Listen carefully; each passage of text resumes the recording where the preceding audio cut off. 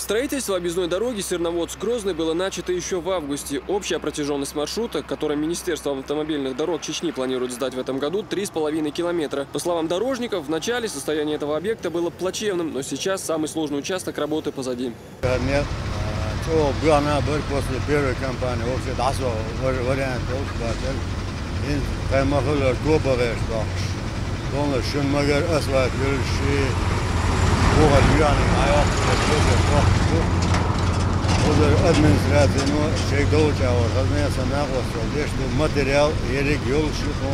Больше всего работам по восстановлению дороги рады местные жители, ведь с открытием этого пути они смогут сэкономить время, бензин и нервы.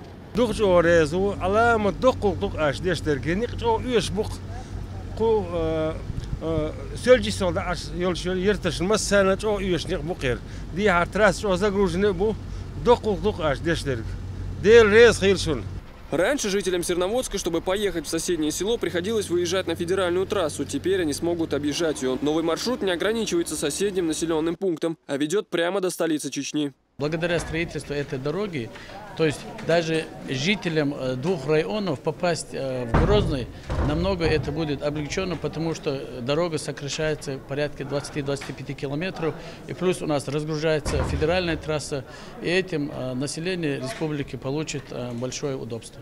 Оценить все преимущества новой дороги жители и гости региона смогут совсем скоро. По словам дорожников, объект будет сдан до наступления заморозков. Асан Аль-Букаев, Тамерлан Арсунукаев. Новости.